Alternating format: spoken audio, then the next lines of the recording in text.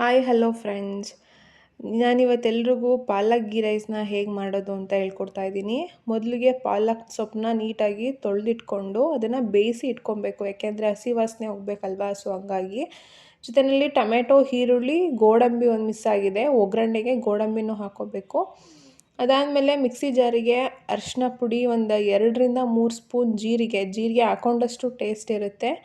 ಜೀರಿಗೆ ಹಾಕ್ಕೊಂಡು ಒಂದು ಏಲಕ್ಕಿ ಹಾಕ್ಕೊಂಡು ಒಂದು 2-3 ಚಕ್ಕೆ, ಒಂದು 2 ಇಂಚಷ್ಟು 2-3 ಚಕ್ಕೆ ಹಾಕ್ಕೋಬೇಕು. 4-5 ಲವಂಗನ ಹಾಕ್ಕೊಂಡಷ್ಟು ಟೇಸ್ಟ್ ಇರುತ್ತೆ. ಜೊತೆಯಲ್ಲಿ ಒಂದು 2 ಇಂಚಷ್ಟು ಶುಂಠಿ, ಒಂದು 2 ಬೆಳ್ಳುಳ್ಳಿ, 2 ದಿಂಡೆ ಬೆಳ್ಳುಳ್ಳಿ ಹಾಕ್ಕೋಬೇಕು. 5-6 ಮೆಣಸಿಕಾಯಿ, ಖಾರಕ್ಕೆ ತಕ್ಕಷ್ಟು ನಿಮ್ಗೆ ಎಷ್ಟು ಖಾರ ಬೇಕೋ ಅಷ್ಟು ಖಾರನ ಹಾಕ್ಕೊಳ್ಳಿ. ಜೊತೆಯಲ್ಲಿ ಕೊತ್ತಂಬರಿ ಸೊಪ್ಪು. ಮೊದಲಿಗೆ ನಾವು ಪಾಲಕ್ ಸೊಪ್ಪನ್ನ ಬೇಯಿಸಿ ಇಟ್ಕೊಂಡಿರ್ತೀವಲ್ಲ, ಅದನ್ನು ಮಿಕ್ಸಿ ಜಾರಿಗೇ ಹಾಕ್ಕೊಂಡು ಒಟ್ಟಿಗೆ ಎಲ್ಲ ಪೇಸ್ಟ್ ಮಾಡ್ಕೋಬೇಕು.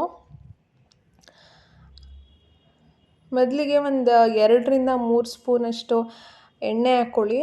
ಎಣ್ಣೆ ಆ್ಯಕ್ಚುಲಿ ಇನ್ನೂ ಬೇಕಾಗುತ್ತೆ. ನಮ್ಮ ಮನೇಲಿ ಒಂದು 4 ಜನಕ್ಕೆ ಮಾಡ್ತಾಯಿದ್ದೀನಿ ನಾನು. ಸೊ ಹಂಗಾಗಿ ಒಂದು 2-3 ಸ್ಪೂನಷ್ಟು ಎಣ್ಣೆ ಹಾಕ್ಕೊಂಡಿದ್ದೀನಿ.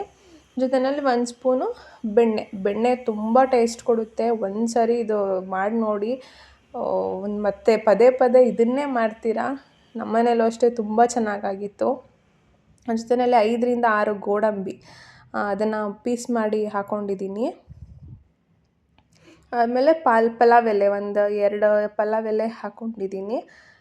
ಮೊದಲಿಗೆ ಕಟ್ ಮಾಡಿಟ್ಕೊಂಡಿದ್ವಲ್ಲ 2 ಈರುಳ್ಳಿ, ನಾನು 4 ಜನಕ್ಕೆ ಮಾಡೋದ್ರಿಂದ 2 ಈರುಳ್ಳಿ ಹಾಕ್ಕೊಂಡಿದ್ದೀನಿ. 2 ಟೊಮೆಟೊ ಹಾಕ್ಕೊಂಡಿದ್ದೀನಿ.